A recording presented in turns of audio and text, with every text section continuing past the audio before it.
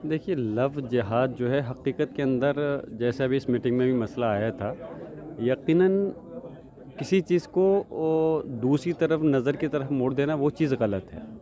हमारे हिंदुस्तान के आइन के अंदर कोई ऐसी पाबंदियां नहीं हैं कि जो आपस में इस टाइप की चीज़ों को बढ़ावा दें। यकीनन जब से भारतीय जनता पार्टी सरकार आई है, उसने उसको नया रुख दिया है। अगर कोई मुस्लिम समाज का व्यक्ति हिंदू समाज की व्यक्ति से महिला से और लड़की से शादी करता है तो उसको लव जिहाद एक बना दिया उन्होंने, जबकि ऐसा नहीं है कि मुसलमान कोई टारगेट कर कर के इस काम को कर रहे हों। लेकिन फिर भी मैं यही कहूँगा कि चाहे किसी भी कम्युनिटी का मसला हो, हम इस चीज़ के फेवर में नहीं हैं कि कोई भी शादी इस टाइप की हो जो कि माँ बाप के को रुसवा कर कर के हो, चाहे वो मुस्लिम समाज हो या हिंदू समाज का हो। वक्फ बोर्ड के ऊपर क्या कहेंगे? वक्फ बोर्ड के अंदर अमेंडमेंट बिल आया था उसको। भारतीय जनता पार्टी ने जो मुसलमानों के ख़िलाफ़ सोची समझी साजिश है, जल्दबाजी के अंदर ये बिल लाए थे और उन्हें यकीनन जो विरोध प्रदर्शन हुआ उनको मुँह की खानी पड़ी। जिस प्रकार उन्होंने जो हमारे मुसलमानों की मजहबी आज़ादी है उसके ऊपर जो प्रहार करने की कोशिश की है, और वो हर तरह से कभी यूसीसी, कभी सीए, कभी एनआरसी के माध्यम से करने लगते हैं, कभी मदरसे का मसला हो, कभी मुस्लिम पर्सनल लॉ बोर्ड का हो, तो यकीनन ये बीजेपी को ये चीज़ शोभा नहीं देता। और इस वक्त हमारे बीजेपी सरकार को कोई अधिकार नहीं है कि हमारे मज़हब के अंदर वो ये बताए कि हमारे लिए क्या बेहतर है और हमारी संस्थाओं को कौन चलाएगा। नहीं, मुझे नहीं मालूम क्या प्रोटेस्ट हुआ, लेकिन मैंने सुना है कि उनके जो एमपीज़ थे कल वो पार्लियामेंट से में हाजिर नहीं थे। मैं समझता हूँ एक सीरियस मैटर था। जिन लोगों ने उनको सपोर्ट किया है, ये मैसेज नहीं जाना चाहिए कि अपने सपोर्टर के खिलाफ कोई बिल आ रहा है और उस बिल पर नहीं मौजूद रहना, मतलब ये एक अफसोस की बात है। उनको वहाँ रहना चाहिए था। अगर उनका कहना है कि वहाँ पे जो है उद्धव जी दिल्ली आए थे, उनको चार रुक जाना थोड़ा देर के लिए, बाद में चले जाते, लेकिन मैसेज गलत जाता है इससे। सर क्या कहेंगे कि लगातार पार्लियामेंट के चुनाव की बात करें तो मुसलमानों ने इंडिया अलायंस को वोट दिया और 2 महीने के बाद जो है फिर राजनीति जो है वो फिर गर्म हो गई। तो मुसलमान इस वक्त इंडिया अलायंस के साथ क्या मतलब कहाँ जाए? देखिए, ऐसा है ना कि हमारा मेन था यह कि हमें बीजेपी को हराना है। बीजेपी के लोग मुसलमानों को पसंद नहीं करते, मुसलमानों को तकलीफ़ देते हैं, उन्हें एक 2 नंबर का शहरी बनाना चाहते हैं, उनकी स्कॉलरशिप ख़त्म कर रहे हैं, उनके बारे में उनको गाय बैल के नाम पे उनको मारा जा रहा है, अब उसका लव जिहाद के नाम पर मर्डर किया जा रहा है। इन चीज़ों को देखते हुए मुसलमान ही नहीं बल्कि तमाम सेकुलर लोग इकट्ठा हुए थे और उनके खिलाफ वोटिंग किया था। तो जो भी उनके खिलाफ जो भी था उनको वोटिंग किया, और सबको इस बात का अच्छी तरह से मजबूती से मालूम है कि अब की बार माइनॉरिटी के वोट की वजह से मुंबई और महाराष्ट्र में ये लोग चुन कर आए हैं। इस बार जिस तरह लव जिहाद की बात करते हैं, अब तो यूपी में कानून बन गया, वहीं दूसरी तरफ मस्जिद पर जिस तरह हमला हुआ, लोगों को पीटा गया, आपकी सरकार से भी बात करते हैं कि मुख्यमंत्री से यहाँ बात करेंगे क्या? कुछ कोई सुनने को तो मुख्यमंत्री जी उस 13 तारीख को वहाँ गए थे, अपना कोल्हापुर गए थे और वहीं का मैटर है ये। उसके बाद 13 तारीख की रात में लोग आए और 14 को वहाँ उधमबाजी हुई है पुलिस के सामने। पुलिस का डीसीपी मौजूद है मस्जिद के अंदर, मस्जिद तोड़ी जा रही है। तो हमारे जो रखवाले हैं वही डाकू बन जाएं, वही टेररिस्ट बन जाएं, तो हम क्या कर सकते हैं? तो हमें अपनी ताकत बनानी पड़ेगी और हमें सत्ता में भागीदारी लेनी पड़ेगी। इसका अभी आने वाले इलेक्शन असेंबली में हम सबको ये कोशिश करना चाहिए। बात है, और आज हमने यही चीज़ डिस्कस की हज़रत सज्जाद नोमानी साहब, हज़रत तौकीर रज़ा खान साहब के मौजूदगी में, कि हर साल, हर 5 साल में जो नुमाइंदगी है वो कम होते जा रही है। पार्लियामेंट में इस बार 2024 में सबसे कम नुमाइंदगी है मुसलमानों की, और महाराष्ट्र में भी यही बात है। पहली बार मुझे लगता है स्थापना होने के बाद एमएलसी में आज एक भी मुसलमान एमएलसी नहीं है। तो ये दुख की बात है और इस पर ज़रूर गौर करना चाहिए।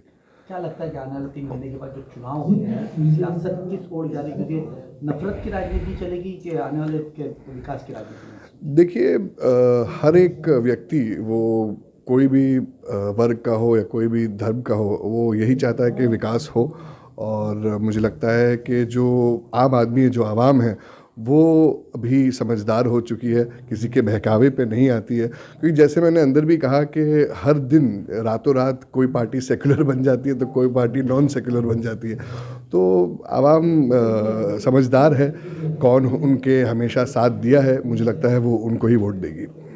जावेद सर ये बताइए कि वक्फ बोर्ड को लेके आज जो है पार्लियामेंट में और राज्यसभा में लगातार इसकी बहस चल रही है और पूरे हिंदुस्तान में ये बहस का मुद्दा बना है, क्या कहेंगे? अभी पार्लियामेंट में तो बहस हुई नहीं है। हाँ, मुल्क के अंदर ज़रूर ये चर्चा का विषय बना हुआ है।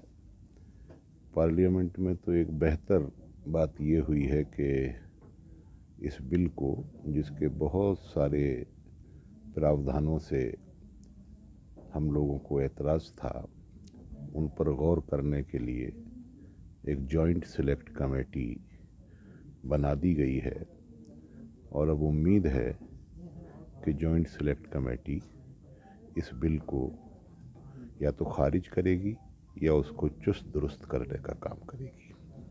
क्या लगता है सर, 2024 के चुनाव के बाद हमने ये देखा है कि जो इंडिया अलायंस है वो काफ़ी ज़्यादा एग्रेसिव नज़र आ रहा है। अगर यूपी की बात करें तो यूपी की सियासत के अंदर लगातार ये देख रहे हैं लॉ एंड ऑर्डर और बुलडोजर की राजनीति काफ़ी ज़्यादा है। देखिए, 24 के इलेक्शन के बाद भारतीय जनता पार्टी बुरे तरीके से बौखलाई हुई है और जितना उनका दावा था उस दावे के अनुरूप उनको सीटें नहीं मिली हैं। एक तरीके से ये भी कहा जा सकता है कि आज जो सरकार दिल्ली में है वो माइनॉरिटी गवर्नमेंट है, क्योंकि बीजेपी अकेले 400 सीटों का दावा कर रही थी और वो अकेले बहुमत हासिल नहीं कर पाई है। उत्तर प्रदेश के अंदर आपने जैसा कहा, बुलडोज़र के साथ साथ माइनॉरिटीज़ पर ख़ास तौर से मुसलमानों को वहाँ की सरकार निशाना बनाती है। दरअसल भारतीय जनता पार्टी की फितरत ये है कि वो हिंदू मुसलमान करने के अलावा कोई दूसरा काम उनको आता नहीं है और वो इसी काम में महारत रखते हैं। कोशिश करते हैं कि हिंदू मुसलमान का तिफरका फैलाकर वो वोट हासिल करें और हुकूमतें बनाएं। लेकिन अब गंगा में पानी बहुत बह चुका है। उत्तर प्रदेश में 2024 में भारतीय जनता पार्टी बुरे तरीके से फ्लॉप हुई है और हमें लगता है कि आने वाले दिनों में उसका सफाया होना निश्चित है। मुसलमानों की लगातार नुमाइंदगी जो है, चाहे पार्लियामेंट की बात करें, विधानसभा की बात करें, लगातार हिंदुस्तान में गिरती जा रही है, क्या कहेंगे? ये कहा जा सकता है कि मुसलमानों की नुमाइंदगी करने वाले मुसलमान कम हो रहे हैं या कम हुए हैं। ये पूरी कौम का एक रणनीतिक फैसला भी हो सकता है, लेकिन ये संतोष की बात है कि मुसलमानों की बात करने वालों की तादाद पार्लियामेंट के अंदर बढ़ी है। और आपने देखा होगा, यही जो वक्फ बोर्ड से मुताल्लिक बिल जब पार्लियामेंट में इंट्रोड्यूस किया गया तो लगभग सभी अपोजिशन पार्टीज़ ने और यहाँ तक कि एनडीए के कुछ एलाइज ने भी उस बिल से 100% अपना इत्तेफाक नहीं जताया और उस बिल को चुस्त दुरुस्त करने के लिए सिलेक्ट कमेटी बनाने का प्रस्ताव संसद के सामने रखा।